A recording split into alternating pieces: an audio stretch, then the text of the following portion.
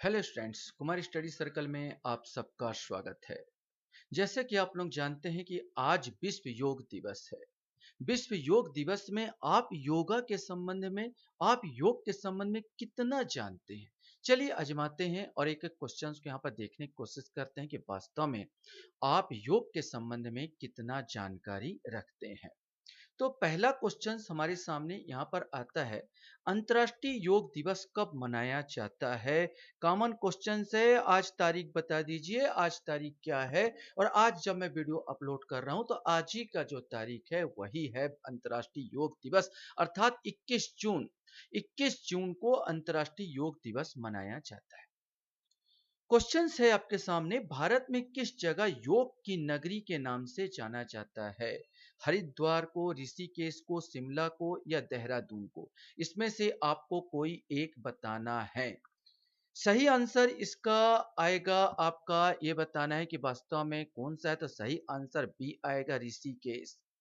ऋषिकेश को भारत में योग नगरी के नाम से जाना जाता है। क्वेश्चन से, भारत में पहला अंतर्राष्ट्रीय योग दिवस कब मनाया गया था? ये क्वेश्चन आपके सामने है। 21 जून 2014 को, 21 जून 2015 को, 21 जून 2016 को या 21 जून 2017 को? इसमें से आपको बताना है। सही आंसर बी आएगा, 21 जून 2015 को भारत में नहीं पूरे विश्व में, बोला जाता पूरे भारत में पहला अंतर्राष्ट्रीय योग दिवस और पूरे विश्व में ही मनाया गया था 21 जून 2015 को। क्वेश्चन हमारे सामने यहां पर आता है, संयुक्त राष्ट्र संघ ने संकल्प द्वारा 21 जून को अंतर्राष्ट्रीय योग दिवस के रूप में घोषणा कब की? घोषणा कब हुई थी ये आपको बताना है। 11 दिसंबर 2014, 1 जनवरी 2015, 13 अगस्त 2013 या 4 नवंबर 2012? इसमें से कोई एक आएगा। सही आंसर ए आएगा, 11 दिसंबर 2014। भारत के प्रधानमंत्री नरेंद्र मोदी के प्रयास से 11 दिसंबर 2014 में संयुक्त राष्ट्र संघ में घोषणा की गई थी कि अगला 21 जून को जो आएगा वो मनाया जाएगा, अंतर्राष्ट्रीय योग दिवस के रूप में मनाया जा रहा है। तब से मैंने 14 के बाद दिसंबर खत्म हो रहा था, 15 में 15 जो हुआ 21 जून 2015 से पूरे विश्व में अंतर्राष्ट्रीय योग दिवस मनाया जाना शुरू हो गया। योग के पहले गुरु किसे कहा जाता है? बाबा रामदेव को, महर्षि पंतजलि को, महर्षि कपिल को या महर्षि वेद व्यास को? सही आंसर बी आएगा, महर्षि पंतजलि को पहले योग गुरु के नाम से जाना जाता है। क्वेश्चन है, 2024 को कौन सा अंतर्राष्ट्रीय योग दिवस मनाया जाएगा? अब ये अपने पास है, 2024 को कौन सा अंतर्राष्ट्रीय योग दिवस मनाया जा रहा है आज के डेट में आपको बताना है यहाँ पर। तो 15 को पहला हुआ तो काउंट कर लीजिए, 15 को पहला हुआ तो अभी जो मनाया जाएगा 10वां योग दिवस मनाया जाएगा। ये 10वां योग दिवस मनाया जा रहा है। योग कितने प्रकार के होते हैं? 2, 4, 5 या 6? इसमें से आपको बताना है। सही आंसर बी आएगा, योग वैसे तो मोटा मोटा 4 प्रकार के योग होते हैं। कर्म योग, भक्ति योग, ज्ञान योग और क्रिया योग। कर्म योग, भक्ति योग, ज्ञान योग और क्रिया योग के नाम से जाना जाता है योग के प्रकार को। योग सूत्र की रचना किसने की थी ये आपको बताना है। महर्षि वशिष्ठ ने, महर्षि कनाद ने, महर्षि पंतजलि ने और महर्षि वाल्मीकि ने? सही आंसर सी आएगा, योग सूत्र की रचना महर्षि पंतजलि द्वारा की गई थी। क्वेश्चन हमारे सामने आता है, योग दर्शन में निरोध हेतु कितने चरणों वाले मार्ग बताए गए हैं? ये आपको बताना है। 4, 5, 7 या 8? इसमें से आपको बताना है। सही आंसर 8 आएगा। इसी को हम लोग अष्टांग योग कहा जाता है। अष्टांग योग में 8 चरण होते हैं। 8 चरण में पहला यम, दूसरा नियम, तीसरा आसन, चौथा प्राणायाम, पांचवा प्रत्याहार, छठवां धारणा, सातवां ध्यान और लास्ट में अंतिम 8वां समाधि होता है। तो अष्टांग योग के 8 चरण होते हैं जो निरोध हेतु हमारे लिए आवश्यक होते हैं। अष्टांग योग की अंतिम अवस्था क्या है? अगर आपने सुना होगा, मेरे लेक्चर को अभी बताया तो आप बता सकते हैं। ध्यान, समाधि, आसन या प्राणायाम? इसमें से कोई एक आएगा। सही आंसर बी आएगा, योग का, अष्टांग योग का अंतिम अवस्था होता है समाधि। क्वेश्चन हमारे सामने यहां पर आता है, योग का प्रथम अंग क्या है? योग का प्रथम अंग क्या है ये आपको बताना है। योग का प्रथम अंग क्या है? यम, नियम, आसन या प्राणायाम, इसमें से आपको बताना है। सही आंसर ए आएगा यम। यम होता है योग का प्रथम अंग। पहले ही बताया, यम, नियम, आसन, प्राणायाम, प्रत्याहार, धारणा, ध्यान और समाधि। प्राणायाम के कितने अंग होते हैं? प्राणायाम के 2, 3, 4 या 5, इसमें से आपको बताना है। प्राणायाम के वास्तव में 3 अंग होते हैं, पूरक, कुंभक और रेचक। पूरक, कुंभक और रेचक के 3 प्रकार होते हैं प्राणायाम के। योग का अर्थ क्या होता है ये आपको बताना है। एक व्यायाम मात्र, स्वयं को विचलित करने की एक विधि, वास्तविकता से पलायन और स्वयं को ऊपर उठाने की एक प्रक्रिया। इसमें से कोई एक। सही आंसर डी, स्वयं को ऊपर उठाने की एक प्रक्रिया। क्वेश्चन हमारे सामने यहां पर आता है, आत्मा की सराहना करने के लिए 3 आदर्श मार्ग है, ये आपको बताना है। कर्म योग, चित्त योग, भक्ति योग या सत्य योग, चित्त योग, आनंद योग, ज्ञान योग, भक्ति योग, कर्म योग, ज्ञान योग, सत्य योग या चित्त योग। सही आंसर सी आएगा, ज्ञान योग, भक्ति योग और कर्म योग। नेक्स्ट क्वेश्चन हमारे सामने आता है कि 21 जून को ही क्यों अंतर्राष्ट्रीय योग दिवस मनाया जाता है, यह आपको बताना है। 21 जून ग्रीष्मकालीन संक्रांति का दिन है। 21 जून पूरे कैलेंडर वर्ष में सबसे लंबा दिन होता है। दोनों ए और बी, उपरोक्त में से कोई नहीं। सही आंसर इसका सी आएगा, दोनों ए और बी। 21 जून जिसे ग्रीष्म संक्रांति भी कहते हैं, इसके बाद सूर्य धीरे धीरे दक्षिणायन होने लगता है। इस दिन को का योग एवं अध्यात्म के लिए बेहद खास माना जाता है। और ये भी संक्रांति 21 जून ग्रीष्मकालीन संक्रांति का दिन भी होता है और सबसे लंबा दिन भी होता है।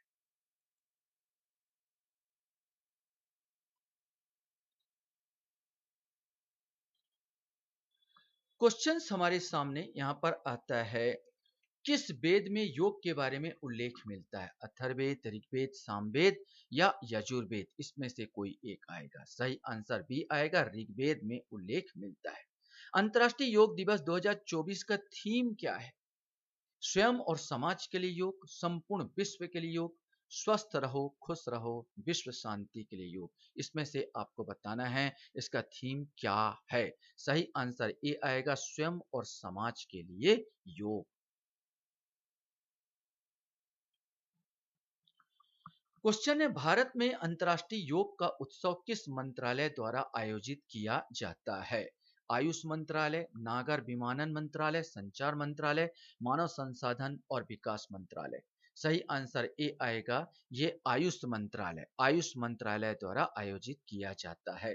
योग शब्द संस्कृत से आया, इस शब्द का शाब्दिक अर्थ क्या है? दर्शन और ध्यान की हिंदू प्रणाली, आंतरिक शांति, एक साथ जुड़ना, नियंत्रित श्वास, इसमें से आपको बताना है। सही आंसर सी आएगा, एक साथ जोड़ना।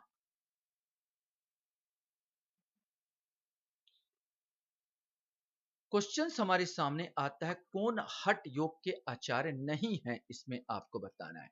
गोरक्ष, कपिल, स्वत्माराम या मत्स्येंद्र, इसमें से आपको बताना है। सही आंसर कपिल सांख्य दर्शन से संबंधित है, न कि हठ योग से, और ये तीनों व्यक्ति हठ योग से संबंधित है।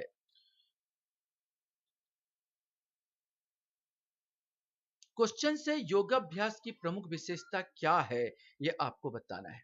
केवल मुद्रा बनाए रखना, अभ्यास के दौरान केवल सांस लेना और छोड़ना, जागरूकता, श्वसन, सामान्य श्वास, इसमें से आपको बताना है। सही आंसर सी है, इसका अर्थ होता है योगाभ्यास जागरूकता, अपने प्रति, पूरे संसार के प्रति आप जागरूक रहे।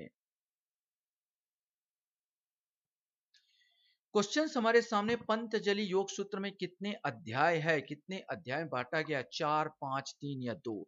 सही आंसर इसमें ए आएगा, पतंजलि सूत्र में 4 अध्याय हैं। सप्तांग योग किससे संबंधित है? जिस प्रकार अष्टांग योग होता है, उसी प्रकार सप्तांग योग से संबंधित आपको बताना है। शिव संहिता, घरेंड संहिता, हठ योग प्रदीपिका या योग सूत्र? सही आंसर सप्तांग योग वास्तव में घरेंड संहिता संबंधित है। इसको घरेंड ऋषि ने इसको लिखा था या यह बताया था सप्तांग योग के बारे में। क्वेश्चन हमारे सामने आता, सूर्य नमस्कार कितने क्रियाओं का समूह है, ये आपको बताना है। सही आंसर आपको खोजना है 7, 9, 11, 12। सही आंसर डी आएगा, 12 समूहों का क्रियाओं का समूह है। किस आसन के अभ्यास के दौरान मेरुदंड सीधी अवस्था में रहती है? सुखासन, कमलासन, ताड़ासन, उपरोक्त सभी।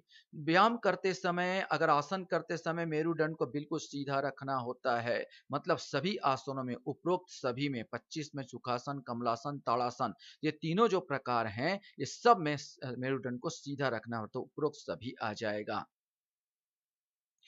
क्वेश्चन है, तब इनमें से किसका भाग है? यहां पर आपको बताना है ध्यान का, समाधि का, यम का या नियम का, इसमें से आपको बताना है। सही आंसर डी आएगा, यह नियम का भाग है। नियम के 5 भाग होते हैं, शौच, तप, संतोष, स्वाध्याय, इस पर प्राणिधान। माने पहला शौच, दूसरा तप, तीसरा संतोष, चौथा स्वाध्याय और पांचवा है इस पर प्राणिधान। क्वेश्चन है, अष्टांग योग का दूसरा चरण कौन सा है? प्राणायाम, प्रत्याहार, नियम या धारणा, इसमें से आपको बताना है। सही आंसर सी आएगा, नियम। अष्टांग योग का दूसरा चरण कौन सा है? तो अष्टांग योग का जो दूसरा चरण होता है वो नियम होता है। पहला यम, दूसरा नियम, तीसरा आसन, चौथा प्राणायाम, पांचवा प्रत्याहार, छठवां धारणा, सातवां ध्यान और आठवां समाधि। योगासन करने की प्रक्रिया के दौरान किस आसन को प्रारंभ में नहीं किया जाता? पद्मासन, सुखासन, वज्रासन या श्वासासन, इसमें से आपको बताना है। श्वासासन लास्ट में जब आप पूरा व्यायाम कर लेते हैं तो उसमें सोता है व्यक्ति, ऐसे करके अपने आप को बिल्कुल स्थिर छोड़ दिया जाता है यहाँ पर, तो निढाल ढंग से इसको श्वासासन कहते हैं। ये लास्ट अंग होता है प्राणायाम का, जो भी आप कहेंगे उसका लास्ट अंग माने आसन का, योग का लास्ट चरण यहाँ पर किया जाता है। रेचक किससे संबंधित है, ये आपको बताना है। प्राणायाम, आसन, स्तुति या त्राटक, इसमें से आपको बताना है। तो पूरक, कुंभक, रेचक, ये प्राणायाम के अंग होते हैं। लास्ट क्वेश्चन आपके सामने है, अष्टांग योग में अपरिग्रह का अर्थ क्या होता है? अष्टांग योग में अपरिग्रह का अर्थ क्या होता है? आवश्यकता से अधिक वस्तुओं का संग्रह न करना, चोरी न करना, असत्य वाक्य न बोलना, विषय वासना की ओर झुकने वाली प्रवृत्ति के परित्याग करना। इसमें से आपको बताना है। सही आंसर है, अष्टांग योग में अपरिग्रह का अर्थ होता है आवश्यकता से अधिक वस्तुओं का संग्रह न करना। अष्टांग योग में अपरिग्रह, याद रखेंगे, अपरिग्रह का अर्थ होता है आवश्यकता से अधिक वस्तुओं का संग्रह न करना। आशा करता हूँ ये वीडियो भी आपको अच्छा लगा होगा। आप लोग मेरे वीडियो को वॉच करते हो, इसलिए धन्यवाद। Thank you very much.